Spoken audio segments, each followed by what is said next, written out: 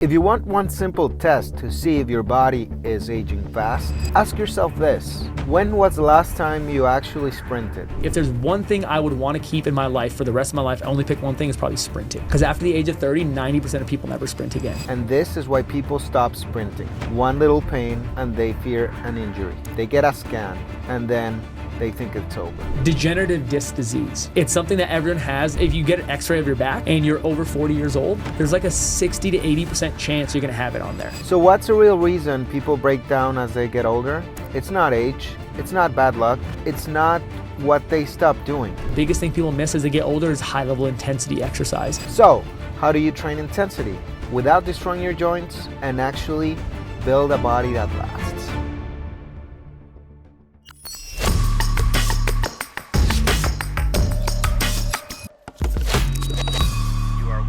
Vegas Voices podcast.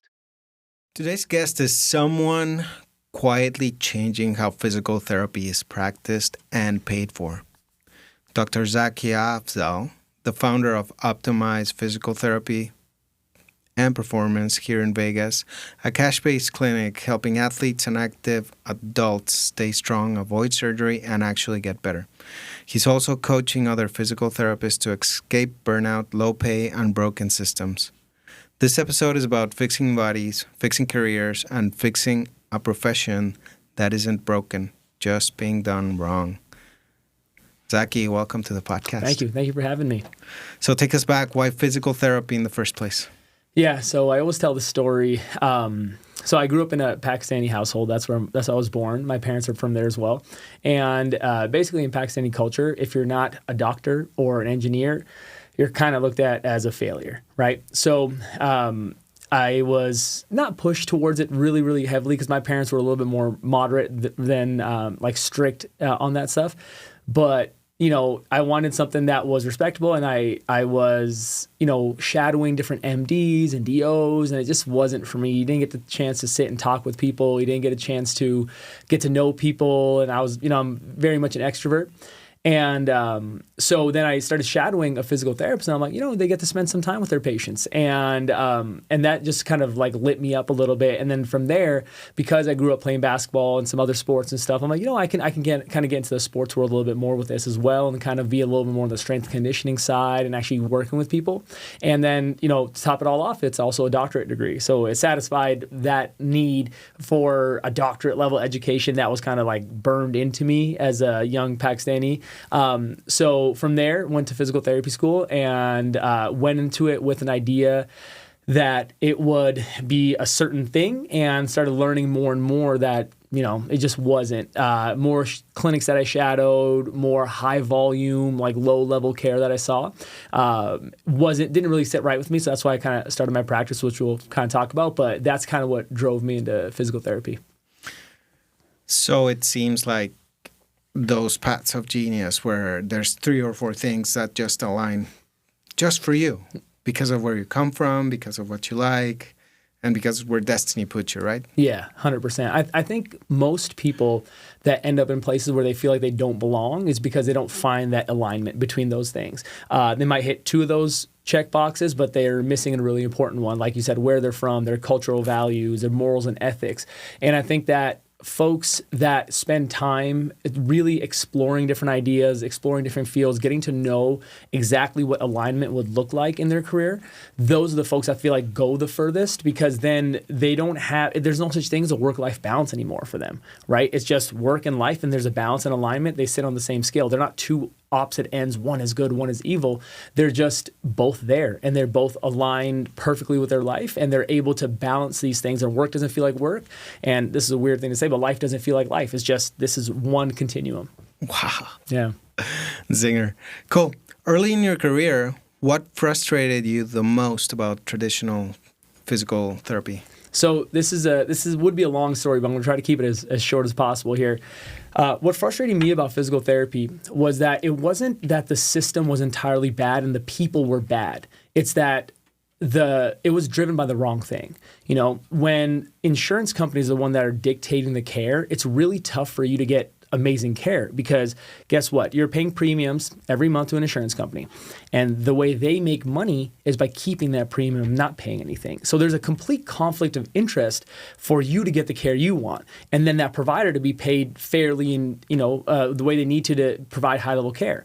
So what happened over time was insurance reimbursements over the past 30 years have gone down consistently for physical therapy, where you're making about 40%, it's anywhere from 20 to 40% less, depending on the insurance companies looking for, over the last 20 years.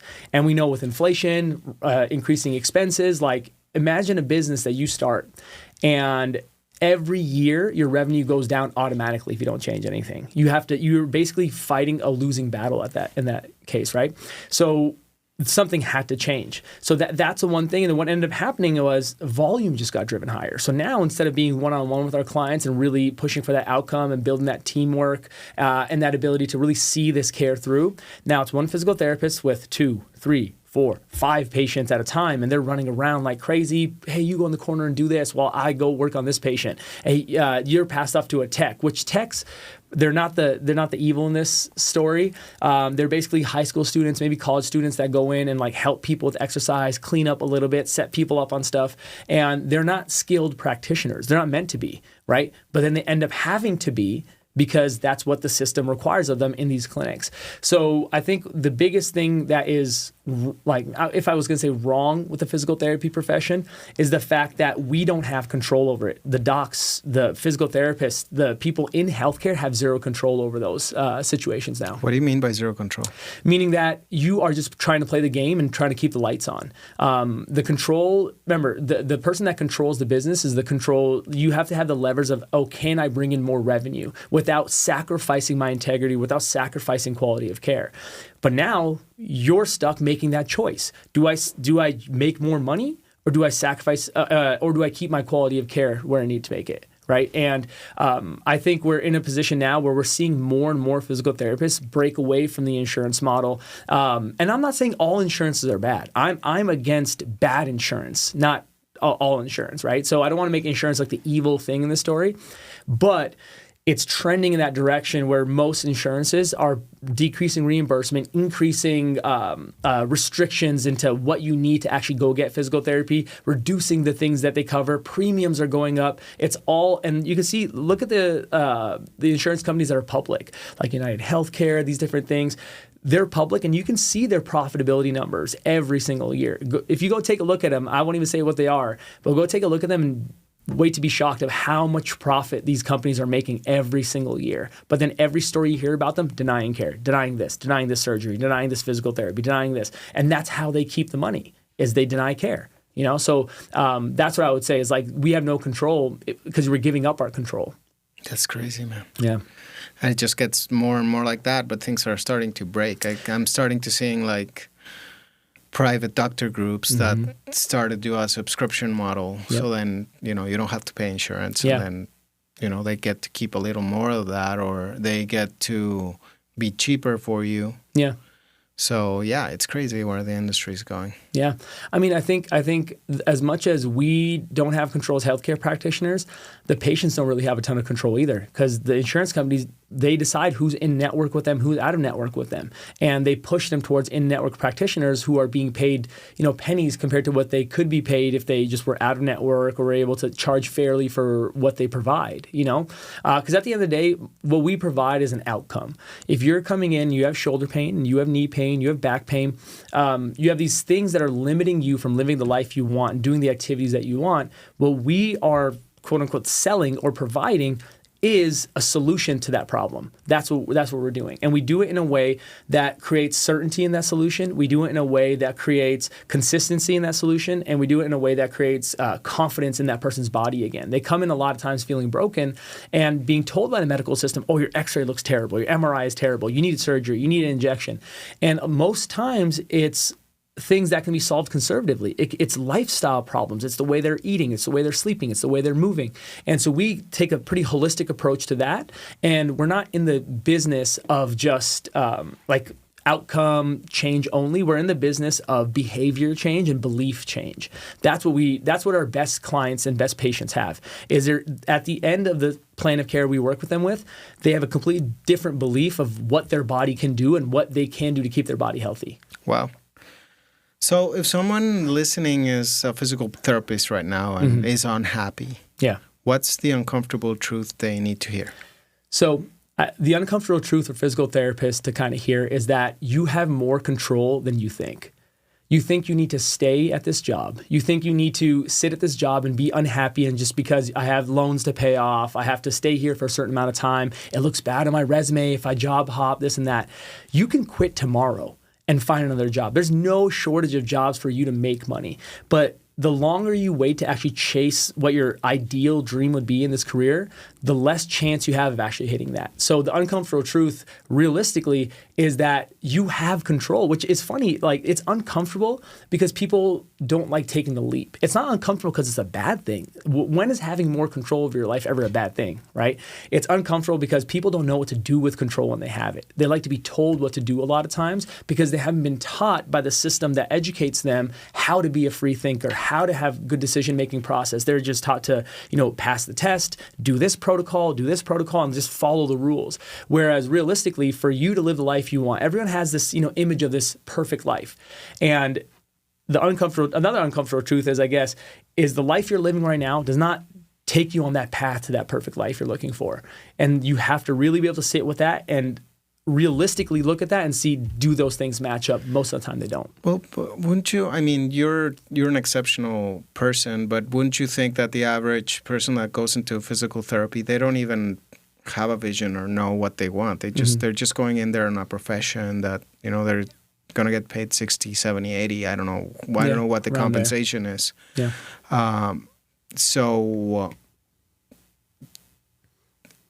Even if you were to be a janitor, if I put you with what I see your drive and ambition is, you still make the best out of it and make a janitorial company, right? So there's a difference between that, right? No, I agree. I think Isn't there that stigma that, a physical therapist is just a guy that just will come and crack you and do whatever, and then that's it? Yeah, and I guess that's what I was talking about. You have control over that. A lot of people think you're born with that capability. I was not born with a drive and determination. I wasn't born as a newborn and looking for all the breasts to get milk out of. It's not that way. It was learned and developed over time. Right. I was, lucky to be in a situation where we were, grew up pretty poor, right? And I say lucky because there's positives out of that too. Of course. But I think that realistically, the things that people think are unchangeable in them, the qualities, I'm an introvert, I can't do this. A lot of times those are absolutely changeable and coachable, and people just write them off as, I think, personality traits that they're born with. But there are some things that genetically you are born with, sure. But there's absolutely things you can change. There's mindsets you can change. And I always tell this story to everybody I coach. The first time I started my practice, my first ever patient, she was my pediatrics professor from my physical therapy school. I moved back to here because this is where I went to PT school. I went to Turo University. And she reached out and said, hey, I heard you're starting your own practice. I have some back stuff. Can you help me with that? I said, yeah, sure. And I did the biggest no-no, which is I never told her the price on the phone, right? And my price at the time was $175 a session, and never told her. So then we did the session. She felt much better afterwards, and I had a whole plan drawn out for her of what she should do. She said, okay, so how much I owe you? And then I froze up. I couldn't even spit it out, because everyone is so used to insurance paying for everything, right? So I myself was scared. I was nervous to even say the price because I'm like, what if she rejects me? What if she thinks I'm too expensive? This and that. And I literally said, on the house for the first one. I couldn't even get to say it, but the next one's $175. She's like, okay, cool. So she saw the value. I didn't even see the value in myself, right? And so I tell that story to everybody that I start coaching on the physical therapy process because, a lot of times the things you fear most never really come to fruition. I think there was a study that came out that said 80 to 90% of things you worry about never actually happen. That's true. So like that things with anxiety, the fear of rejection, fear of people not valuing what you do.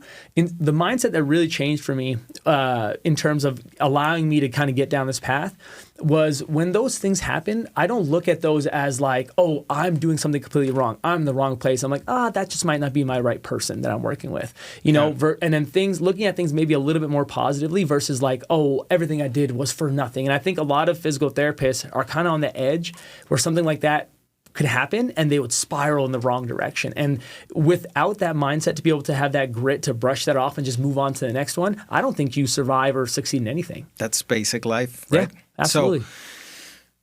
So one of the things that I was looking at when you're saying that is I personally, I don't charge less than $300 an hour for my consultation time, right, in my profession. But I was sitting at a poker table the other day, and there was this lady that she was doing, I think, interior design, right? Okay. And I asked, what do you charge? And she's like you, like she didn't know what to say. It's like $85 an hour.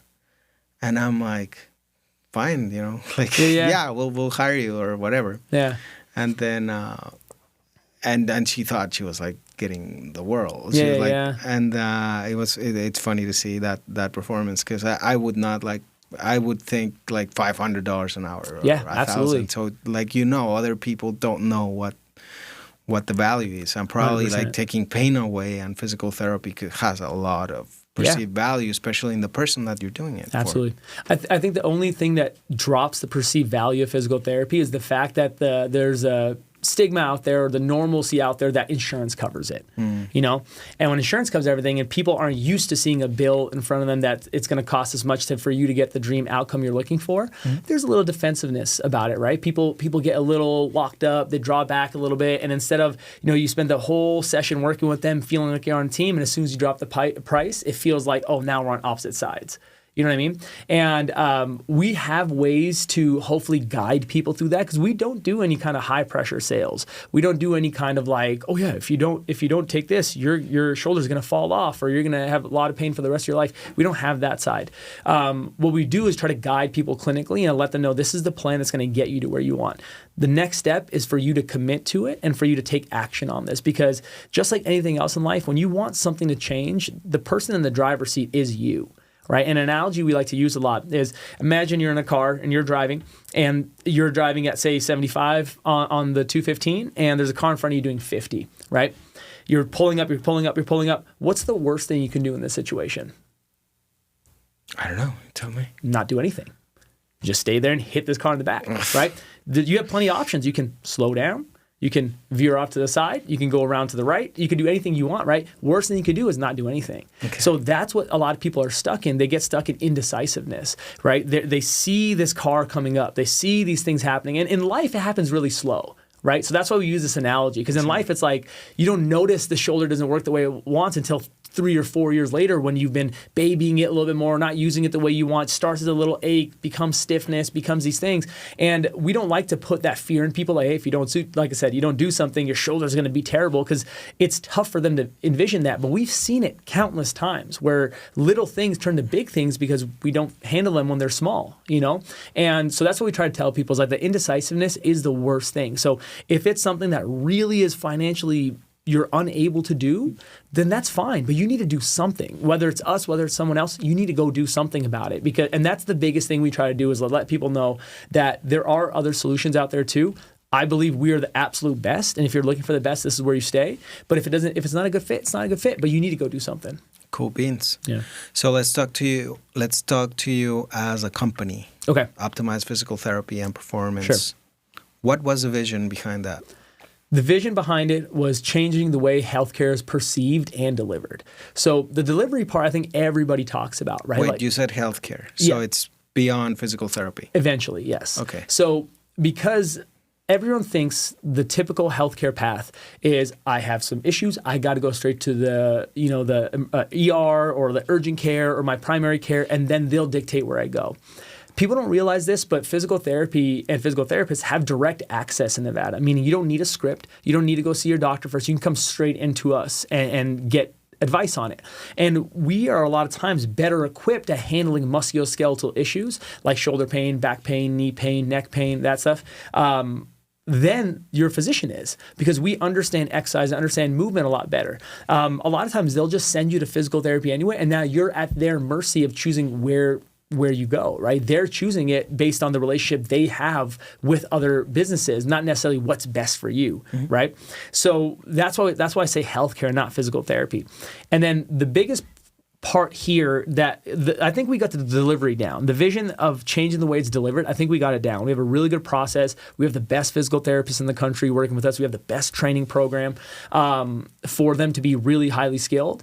The perception is that where I think we need a lot of work, because still it's the general perception that it's covered by insurance. It's not going to work. I'm going to go there. They're going to put heat pad on me. They're going to rub me down a little bit. They're going to make me do a little weenie exercise with a yellow band, put me in a corner, and then I'm going to go home. And the whole time I'm going to be thinking, I could just be doing this at home. Why am I even here, right? So until that perception changes, I think we're still fighting an uphill battle. That's why, 2026, like I was talking about, is the year where my goal is to change that perception at a larger scale, right?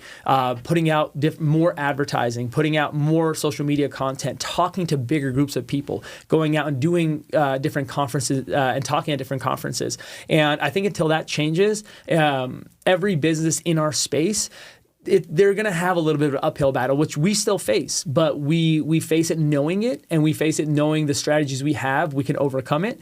But I want to make it easier for all people to get the type of care we provide. And for that to happen, more businesses like ours need to open. Noted. Yeah. So why did you choose cash-based instead of anything insurance? Yeah. So like I said, insurance is not the bad guy. Bad insurance is the bad guy, right? So imagine you go in for physical therapy and it's covered by insurance, right? A lot of people have what they call high deductible plans, meaning your deductible is $3,000, $5,000, $6,000 before anything else gets covered, right? Regardless of what happens, even say it's at the beginning of the year in January, nothing in the deductible has been hit. If you go in, you're still going to pay a pretty high price because of the fact that nothing's covered by your insurance until you pay at least what the deductible is, right? Second thing is insurance companies, they put a lot of restrictions on what we can and can't do, right? They base it off of what they call activities of daily living. If you're not getting back to work activities or activities of daily living, you're working towards something else, they won't cover it. Meaning that, say you come in and say, hey, I'm a basketball player, I have a lot of knee pain, right? I have knee pain with stairs, getting in and out of a chair, but I also mainly want to get to basketball. Say, okay, cool.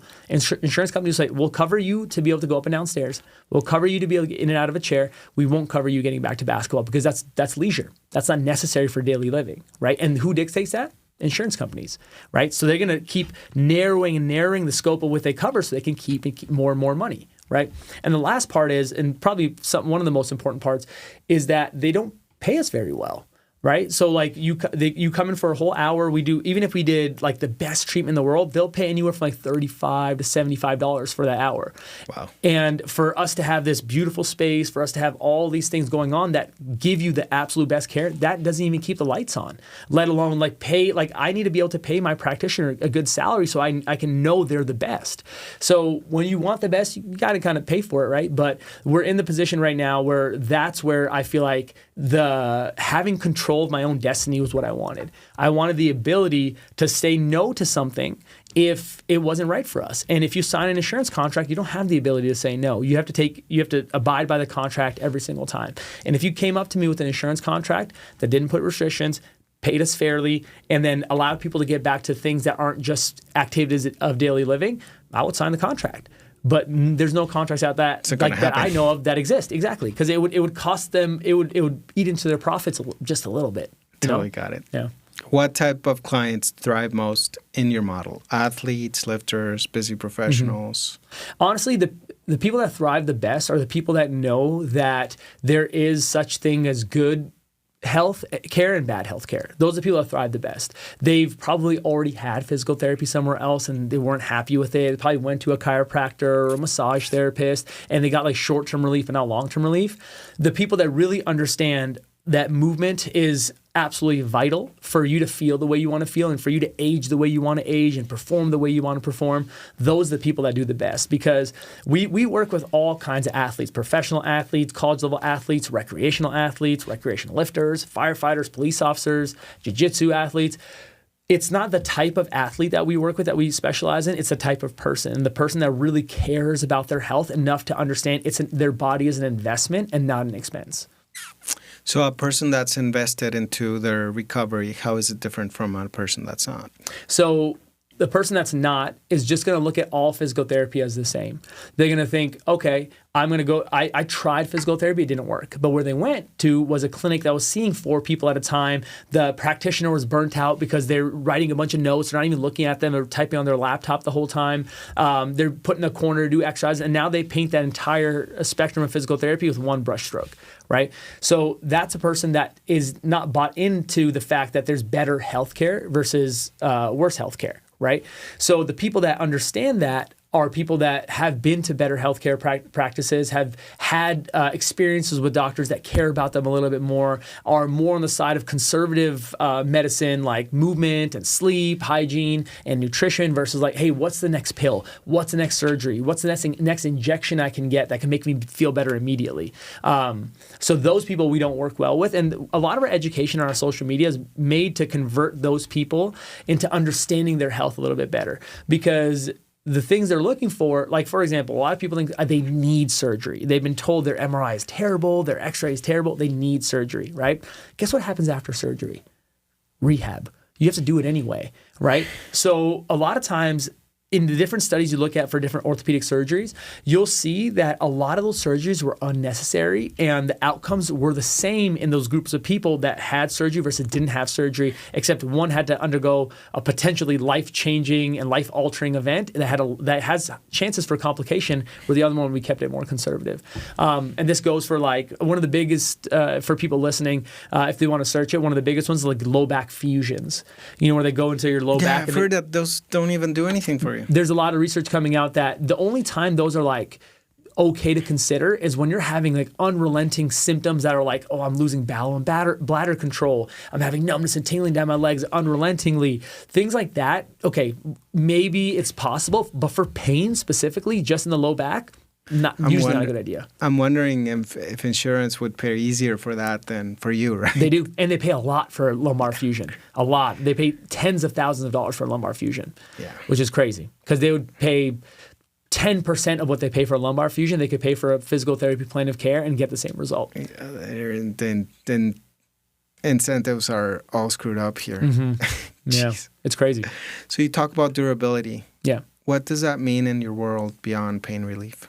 So durability is being able to do the things you want to do without fear of repercussion or fear you're going to pay for it later. So you don't want to go into what we call movement debt, meaning that if I do something, like, am I taking too much out of my body that now I have to pay my body back? Right? You always want to be in a little bit of a green. Like, it's like, I always tell people, it's like living off the dividends in your investment account, right? Like, everyone knows the investment 4% rule. I can put away retirement. If I can live off 4% of that, then that can last me for as long as I need it to, because the stock market is going to grow it faster than the 4% is going to take it down, right? It's very similar with the body. You want to put enough investment into it so when you withdraw and ask it to do things that tax it a little bit, that you're not going into the red. You're not going into situations where, now I need to recover 3 days. Like, I have golfers that we work with, that we started to work with, that came in and said, hey, every time I golf, I have to rest for like 3 or 4 days. I'm like, is that a life you want to live? You have to plan 5, like, instead of just having 1 day of golf, you have to plan 5 days around it, because you have to do 1 day of golf and then 4 days of recovery. Like, that just slows down your whole life. Like, what if a buddy wants to play golf in 2 days after your first round? You can't even go, right? So like, I think that's the biggest thing I want people to understand, is that for durability is being able to do the things you want to do without having to pay a repercussion. Oh, wow. That's crazy. Yeah. Never thought about managing your body like a business. Yeah. Absolutely. It's very, I mean, that's the thing is that people are so ready to track business, to track things outside of their body. But as soon as it comes to their body and we're asking them to do the same thing, they're like, oh, well, that's too much. I can't do it. I am who I am. Imagine you did the same thing in your business, right? And this is for all the entrepreneurs out there because they're the worst at it. Because what happens is they sacrifice their body for wealth and for business, right? And by the time they're looking to actually get their health back, they're so far gone that it's a much harder climb. And then what's also happened is they've built their whole entrepreneurial life. And you know, those people, I'm the same way. Like I have a calendar that's stacked. Thing after thing after thing after thing. And I built my life around that. You've already built your stacked calendar around a life that doesn't have a gym time and exercise built into it. How are you going to build gym into it if it's not there already? People are like, oh, I'm too busy for it. I'm too busy. Okay, well, the busier you're going to get, the less time you're going to have. So it's best right now to figure out a time to put it in your schedule and then build busy around that. So then as you're building habits to make sure you're prioritizing that. It's like saying every night before you go to sleep, I'm too busy to brush my teeth. No, if you're tired, if you're sleepy, you fell asleep on the couch, you're going to brush your teeth. It doesn't matter how tired you are because you care about your teeth. You know how important they are. Why don't you hold your body to the same standard? That's crazy, man. Yeah. I started doing that this year, and I noticed that, you don't, as entrepreneurs, we don't. I have to block out the time. You have to. And I have to tell people, you know what? My health is my priority this year. This time is not available for meetings. It's non-negotiable. This is a time that if you have an EA or you have someone that does your scheduling for you, they have to know like that thing is not negotiable. This is absolutely necessary for me to be who I want to be for a really long time. And this is investment I'm putting in my body. And nothing I'm doing around here is going to give me a bigger return on investment than keeping my body healthy. So talking about the golf analogy that you were telling me that a person might take 5 days of recovery. What's the most common mistake active adults make when returning to the gym or wanting to take on a program, especially now since we're New Year's and everybody's back to the gym and all that? Hoopla. The biggest mistake adults make when they're trying to get back in the gym is they have a vision of themselves as their old self, right? They don't realize that over the last 5 years, 10 years, 15 years, however long they've been away from the gym, their body's changed. It's not the same body as it was when you were playing basketball consistently, when you're lifting weights consistently. And expecting that same body is going to lead to 2 disappointments. One is when you start actually trying to do the same movements at the same weight, same intensities, your body's not going to react the way you want and recover the way you want. And then 2, mentally, you're going to go to the gym and start failing on things and realizing, hey, my body's not where it used to be. And it's going to be a very big reality check for you. And it's going to be a shock. So mentally, you're going to be in a place to be like, oh man, maybe the gym isn't even right for me anymore. I can't do this anymore. Versus giving yourself a little bit of grace and saying, you know what, I haven't done this in a long time. I probably can't expect myself to go right back to that. But guess what? It's always easier to climb the mountain the second time because you know the path to go, right? So you've been there before. You can get there again, but it's not like just because I climbed the mountain the first time, that next time I can just teleport to the top. You still need to climb it. It's just you're gonna know the path a little bit better. Yeah, I like how you're saying it. Yeah. Same happened. Like I'm starting to do more cardio and stuff. Sure. And when I did cardio, I did zone 3 all the time, and I did not know. So I became conscious of that, and then I do zone 2. Yeah. Like say an hour and a half, an hour, and it's like the most boring thing because you're not. But then you're feeling like you're not doing anything because your heart is not. It's that zone that you can just zone out. Yeah. And it's not like pumping hard. Yeah. But I get it. You have to work it up. But and then this is a good time to kind of bring up the analogy for finance again. What's the most boring investment strategy? Just consistently putting money into an index fund, consistently putting money into something that grows over time. And then in 20 years, what do you have? Great retirement fund, you have millions of dollars in there, like how much ever money you're putting. But a lot of times the boring stuff is the thing that builds you up enough to where you can start taking some other risks, right? Like that boring cardio is what's building the volume up enough. Because if you did too high intensity right away, you couldn't do enough of it to get the change you would on that more boring side of things, right? So a lot of times that boring stuff, you have to look at it as like brushing, like you said, like brushing your teeth. You're not going to brush your teeth one time and it's going to go crispy white, right? You're going to brush your teeth over time to prevent decay, prevent cavities, prevent gingivitis and gum disease. And that's what you're looking to do over time. So a lot of people want what their body to do. They're not willing to put the time into it that it takes for the body to change. Because I always tell people, as long as you have blood in your veins, air in your lungs, your body will adapt to the things you're going to do. But you still have to respect the time it takes for your body to adapt. You can't expect big changes over small times. The body doesn't work that way. We're not evolved to have quick changes, right? Because if we were, we would not survive as long as we are, right? A reason why a dog and a cat, their lifespan is shorter than humans is their metabolism is faster. So when metabolism is faster, you age faster. So our metabolism changes with us to keep us around for longer and thriving for longer, and we're built for survival. So we're built to change a little bit slowly. And the only time slow things change is with consistency, right? Like when you see potholes in the road and erosion in the road, that didn't happen over 1 year, 2 years. It happened over years of raindrops, cars driving over it time and time and time again. And those things change over a long time. Our body is very similar, whether it's the positive side or sometimes the negative side. Now, are there short-term changes that can happen on the negative side? Absolutely. You could fall right now and break your hip. Right? Those are catastrophic things, right?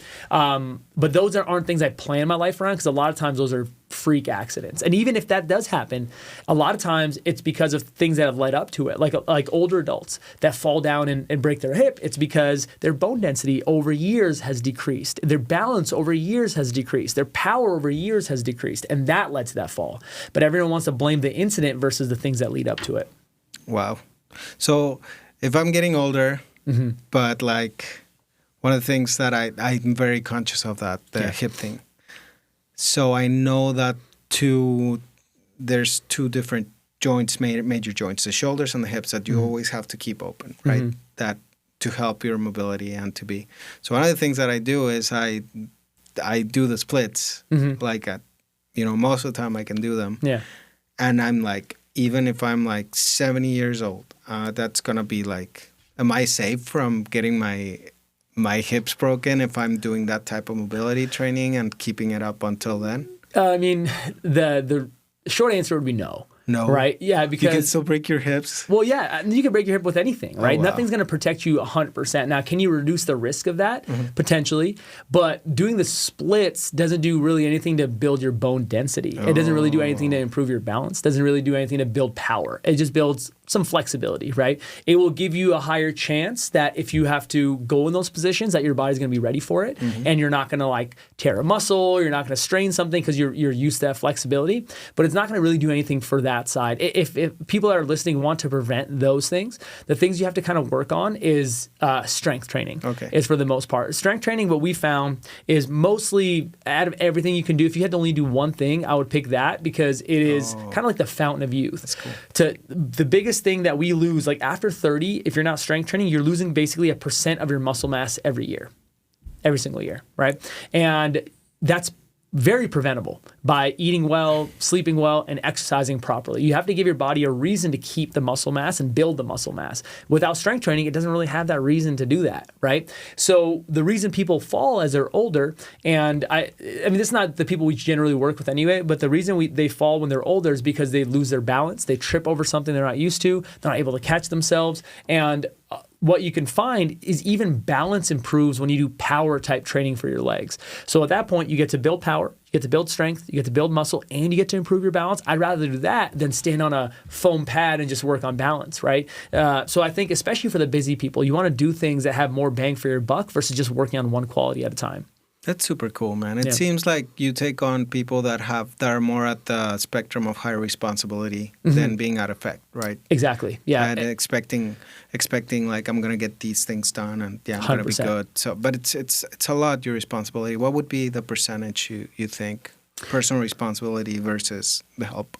So I would say it's probably 70-30, where we're the guide and we're 30% of that help. Like a lot of times at the beginning, it's a little bit more, but as you progress along the plan of care, it splits more towards your personal responsibility and you being able to do things. Because like the old adage, right, they talk about, you can bring a horse to water, can't make it drink, right? I can show you the perfect plan on the planet to get your exact results on your body that you want.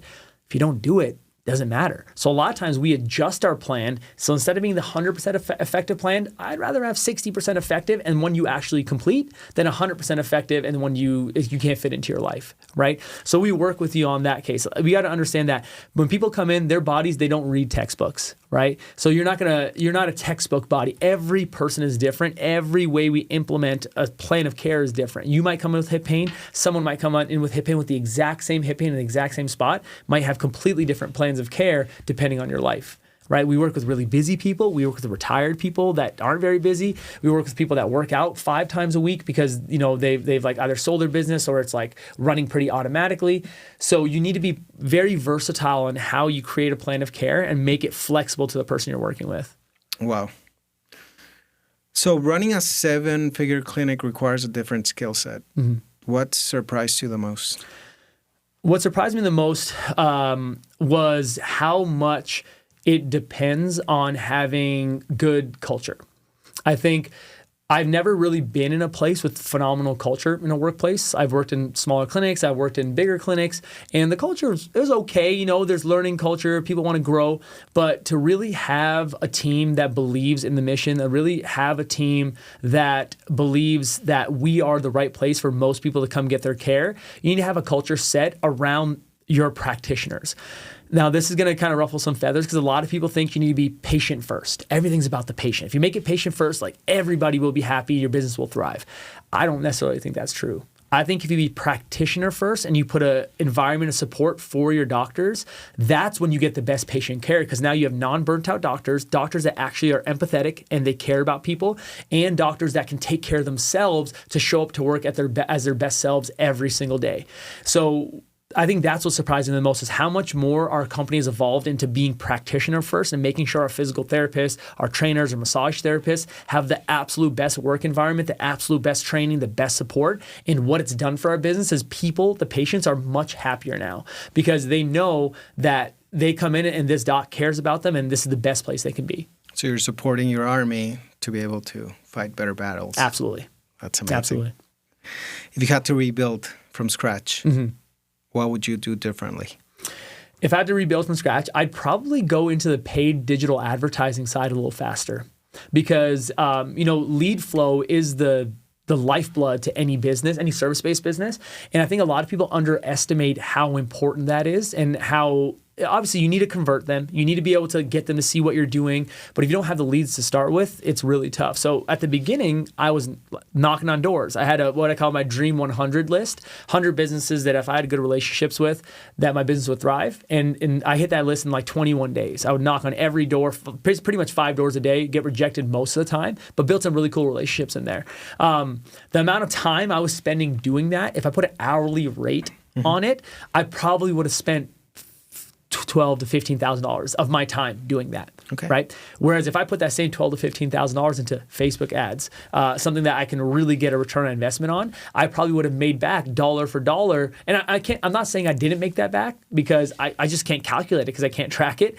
But dollar for dollar, like right now, we're making $5 to $6 back on every Facebook ad dollar we're spending, right? So I would have started that journey a little earlier. I was a little scared at the beginning because I didn't have the system to support that kind of lead flow, right? So I didn't have the right phone answering systems. I didn't have a person answering the phone, the right person answering the phone or following up with these leads. So I tried Facebook ads in like 2019. It didn't go the way I want. I'm like, oh, Facebook ads won't work for me versus like, all advertising works. I think that's the thing people don't realize. Like every bit of advertising can work.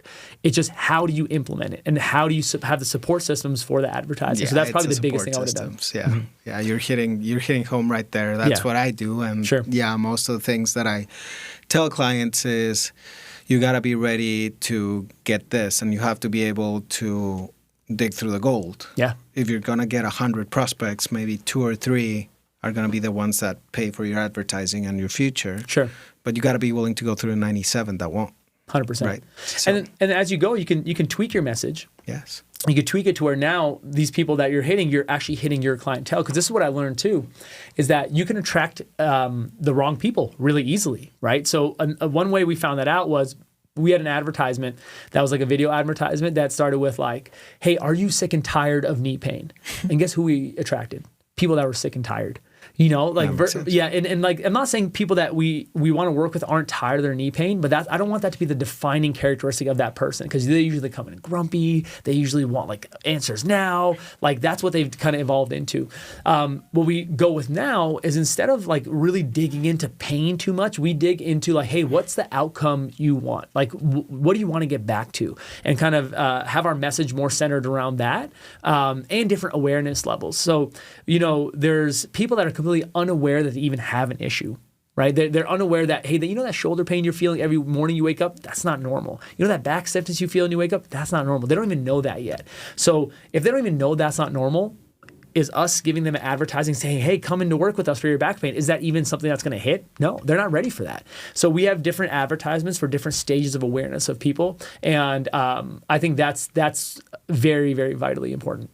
That makes total sense. Yeah. All right, let's go to the rapid fire round. Okay, sure. Cool. So how do you want me to answer these? Just like However one you want. sentence? I mean, it If could it's be rapid one fire. sentence, yeah, but sometimes we go over, so it Quick. doesn't matter. Okay. One rehab myth you'd erase forever. One rehab method I would erase forever. Okay, so if there's a rehab method I would erase forever, it's probably ultrasound. When you go in, they put gel on you and they rub the ultrasound machine on you. So that's bullshit? Well, I'll leave you with this. I don't want to say that. I'll leave you with this. They've been studies done where they had the machine completely unplugged versus a group that had it plugged in, and they had the same result, right? It's a very non-specific effect. It's more the effect of something being touched on you, more the effect of like you feeling like something's happening versus the actual mechanism it works by. Now, there's also studies showing that if you rub it on a sprained MCL, that MCL heals faster. So I'm not saying— What's an MCL? MCL is a ligament on the inside part of your knee. Okay. So if you like your knee goes inwards while you're cutting or something, you can sprain it. So there's been studies showing it can heal faster, right? So for certain things, it can work. But for pain specifically, there's usually much better options. All right. Yeah. Most underrated joint in the body. I'm going to give you two joints, okay? I'm going to give this one for upper body, one for lower body. For upper body, it's the rib cage. Okay. The ability to have a flexible and pliable rib cage is very indicative of how your neck will move. It'll show how your shoulders move, how your shoulder blades move. It's the central part of our body, and people forget that these bones are supposed to expand and compress with movements and with things that we do. Now, for the lower body, I would say it's your foot. I think when you don't have the capability of moving your foot into supination and pronation, you lose out options up the stream, because your foot is the first contact you have with the ground, and whatever shape it can get into will dictate what the upper part of your leg will be able to get into as well, whether it's internal, external rotation. Those things are vitally important, but your foot is kind of the gatekeeper to that movement. Wow. Mind blowing. Yeah. Red flag phrase patients should question. So I'll use this one. Degenerative disc disease. It's something that everyone has, like if you get an x-ray of your back and you're over 40 years old, there's like a 60 to 80% chance you're going to have it on there, right? And a lot of times doctors will look at the x-ray and say, this is why you have low back pain, even though in non-painful low backs, it's there all the time. And here's your surgery. Here's your surgery. Exactly. So degenerative disc disease, I want you to think of it more as like white hair or wrinkles on the inside of your body. It's just a sign of aging, has nothing to do with the symptoms you're feeling, right? Because I'm not going to go to somebody that has wrinkles on their face and say you have degenerative face disease, right? That's not what we're going to say. That's just aging, right? So I want you to look at degenerative disc disease, and there's some other things that are very similar, like hip labral tears. And once you're over 30, 70% of people have them, even if they have pain or not in their hips. So if that can exist at that high prevalence without any pain, just because you have it and have hip pain, how can you correlate those two things together? All right. Best lift for longevity. Ooh. The best lift for longevity. That's a tough one, because there's no one best lift. I would say if there's one thing I would want to keep in my life for the rest of my life, I only pick one thing, is probably sprinting. Because after the age of 30, 90% of people never sprint again. And if there's the biggest thing that people miss as they get older is keeping a level of intensity in their program that allows them to activate higher levels of muscle fibers and stuff like that. Most people I'm sure you've heard of this. People go to the gym, I just do light stuff now. I've done the heavy stuff in the past. And it's because how they're doing the heavy stuff, they're demolishing their body. They weren't giving enough time they're doing too much volume, not giving enough time for recovery. But I think the biggest thing people miss as they get older is high level intensity exercise. And I think sprinting is for lower extremity, one of the best. If I was only to pick one. Okay, cool. Give me another one. For the upper body, I would say throwing stuff. Very vital. Very important because like all the Rotary Cups I see and 50-year-old guys or older, how do they come? They come because they're throwing the baseball in the backyard with the kids, or they went to go play dodgeball with their friends if they haven't played for a while and they try to throw really hard. Oh. It's the same principle where intensity is too high, right? Like when you throw stuff, especially when there's competition involved, you're going to throw pretty hard. And the speed of which your shoulders moving, your elbows moving, the amount of stress you're putting on it is quite high. So you need to be ready for it. And high stress is not a bad thing. It's bad when you're not prepared for it.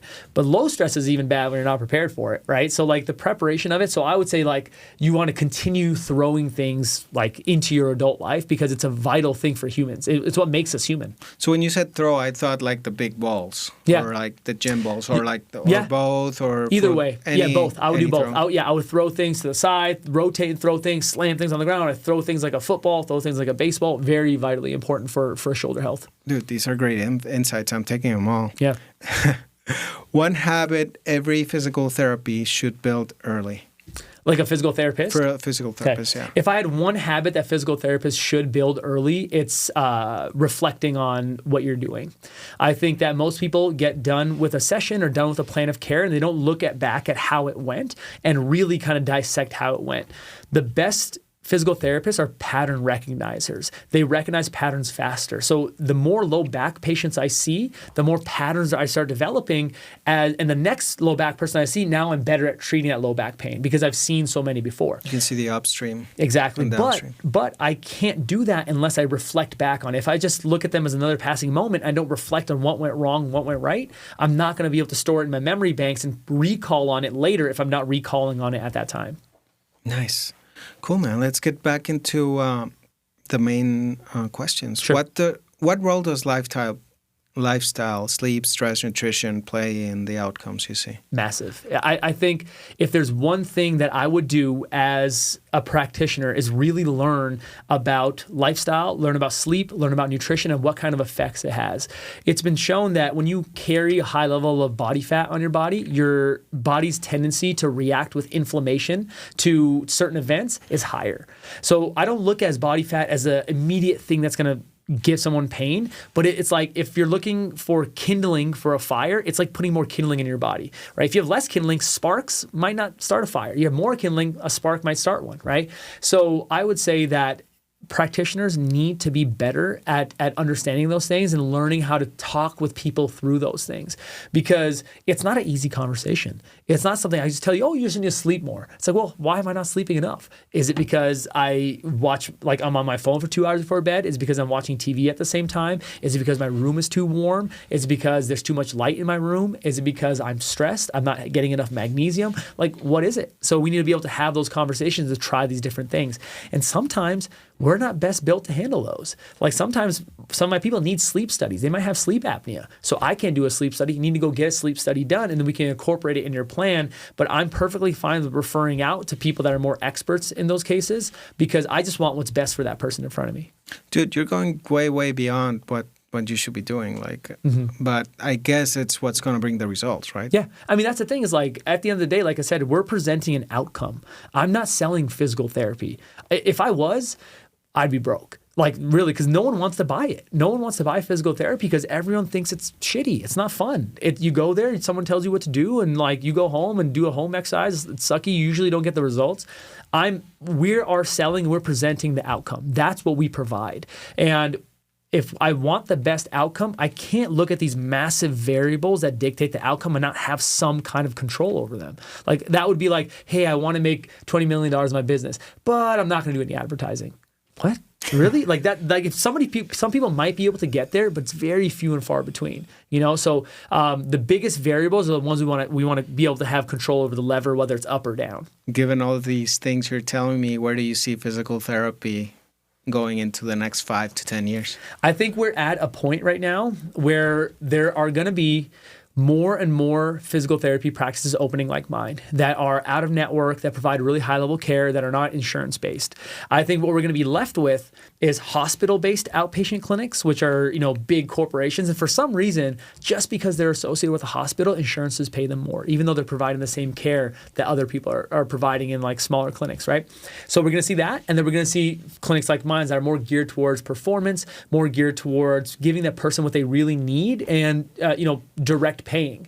And what I think is going to happen is there's going to be a breaking point where people are going to have a lack of access to the right place. And that's going to be something that insurance companies are going to have to look at and be like, you know what? We're not giving people enough access to the right places. And so we're going to have to start increasing these reimbursements and start changing the rules of physical therapy. But I hope it's in the next 5 to 10 years. But that might not even happen in my lifetime. It's just something that the powers at play are already making billions of dollars of profit a month.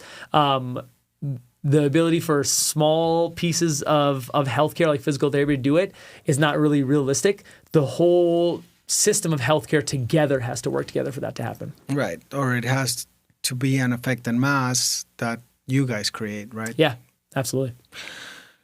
So what needs to change in education for new physical therapies entering the field?